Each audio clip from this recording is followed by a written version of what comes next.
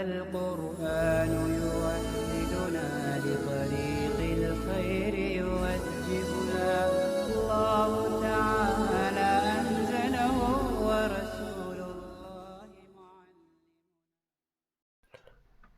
بسم الله الرحمن الرحيم. ثم لكل واحدة من الحكمة العملية والنظرية 3 أقسام. پھر ان میں سے ہر ایک یعنی حکمت عملیہ اور حکمت نظریہ کی 3 قسمیں ہیں۔ تو صاحب کتاب جب حکمت عملیہ اور نظریہ کی تعریف سے فارغ ہوئے تو یہاں سے اس کی تقسیم کر رہے ہیں۔ اولاً حکمت عملیہ کی تقسیم کی، تو حکمت عملیہ کی 3 قسمیں ہیں۔ اقسام الحکمت العملیہ، حکمت عملیہ کی قسمیں: نمبر 1 ہے تہذیب اخلاق، نمبر 2 ہے تدبیر منزل، اور نمبر 3 ہے سیاست مدنیہ۔ الاول تہذیب الاخلاق، پہلے کا نام ہے تہذیب الاخلاق۔ تہذیب الاخلاق کسے کہتے ہیں؟ وہ علم بمصالح شخص معین، کہہ رہے ہو ایک معین شخص کے مصالح جاننے کا نام ہے۔ لیتحلی بالفضائل ویتخلی عن الرذائل، تاکہ وہ خوبیوں سے آراستہ ہو سکے اور برائیوں سے پاک ہو سکے۔ وسمی به لأن إصلاح النفوس وتحصيل المحامد بسبب هذا العلم مع العمل به، کہہ رہے کہ اس کا نام تہذیب اخلاق کیوں رکھا گیا؟ اس لیے رکھا گیا اس لیے کہ نفس کی اصلاح اور خوبیوں کا حاصل کرنا اس علم سے ہوتا ہے، اس پر عمل کرنے کے ساتھ ساتھ۔ تو پہلی قسم ہے تہذیب اخلاق، اور اس سے خلاصہ یہ ہے کہ اس علم کے ذریعے یعنی اس حکمت کے ذریعے سے ذاتی مصلحتوں کو جانا جاتا ہے۔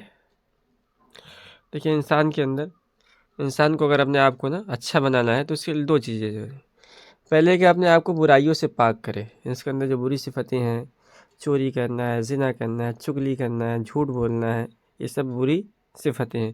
اس سے ان جیسی چیزوں سے اپنے آپ کو دور کرے، اپنے آپ کو پاک و صاف کرے، پھر اس کے ساتھ خوبیوں سے اپنے آپ کو آراستہ کرے، سچ بولے، چغلی نہ کرے، نماز پڑھے، روزہ رکھے، تو یہ سب خوبیاں ہیں، اس سے اپنے آپ کو آراستہ کرنا ہے۔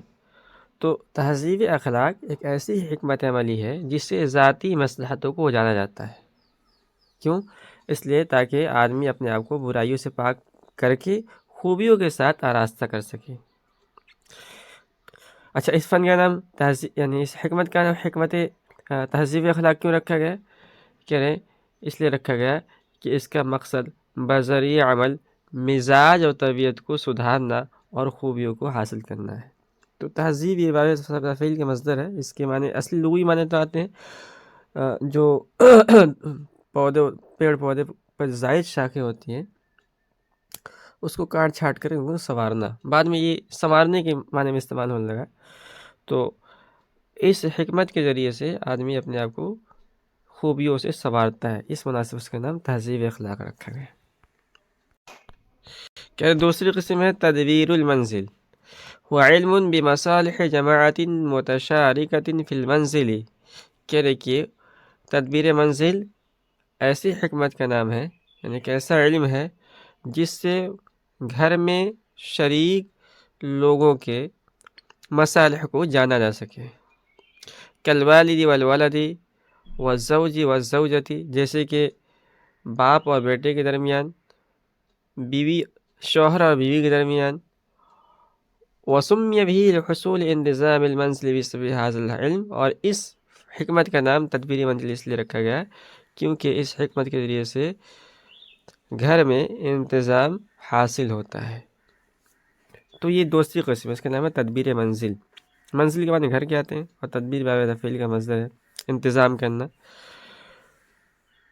تو اس حکمت کے ذریعے سے ان مصلحتوں کو جانا جاتا ہے جن کا تعلق ایک گھر میں بسنے والے افراد کی اجتماعی زندگی سے ہوتا ہے، جیسے ماں باپ اور اولاد کے درمیان جو یعنی ماں باپ کے حقوق ہیں، اولاد کے حقوق ہیں، اسی طرح میاں بیوی کے حقوق فرائض ہیں۔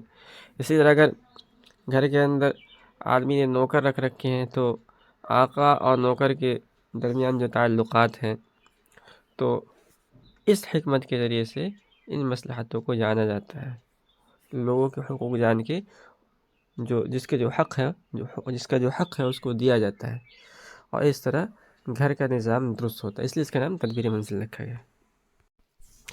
تیسری قسم ہے تدبیر المنزل۔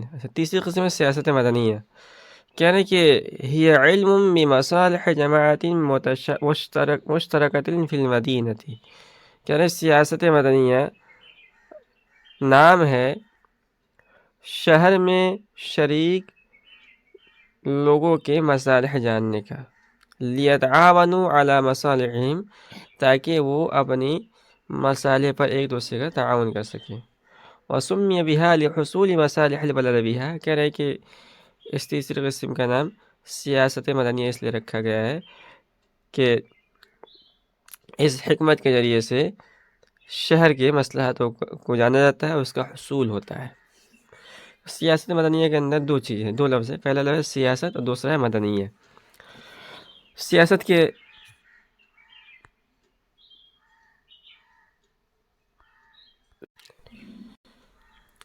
لغوی معنی آتے ہیں انتظام کرنا، اور دوسرا لفظ ہے مدنیہ، میم اور دال دونوں پر زبر، مدنیہ۔ سیاست مدنیہ کا مطلب ہے کہ شہری اور ملکی انتظام۔ تو جو تیسری قسم ہے حکمت عملیہ کی، اس کا نام ہے سیاست مدنیہ۔ ایک ایسی حکمت عملی ہے جس سے ان مصلحتوں کو جانا جاتا ہے جن کا تعلق ایک شہر یا ایک ملک کے باشندوں کی اجتماعی زندگی کو سنوارنے سے ہوتا ہے۔ مثال کے طور پر ہمارے جمہوری نظام ہے، اس میں ہوتا ہے وزیر اعظم، اور وزیر اعظم کے ماتحت یعنی جتنے بھی لوگ ہیں ہمارے مثال کے طور پر ہندوستان میں بسنے والے، تو جو وزیر اعظم ہے، جو گورنمنٹ ہے، اور جو رعیت ہے، ان کے درمیان یعنی ان کی کیا کیا حقوق ہیں۔ مثال کے طور پر جو رعیت ہے وہ اپنے وزیر اعظم کے حقوق کو جانے اور اس کو ادا کرے، اور جو وزیر اعظم ہے وہ اپنی رعایا کے حقوق کو جانے اور ان کو ادا کرے، تاکہ دونوں فریق مل جل کر شہری مسائل کی تکمیل کریں۔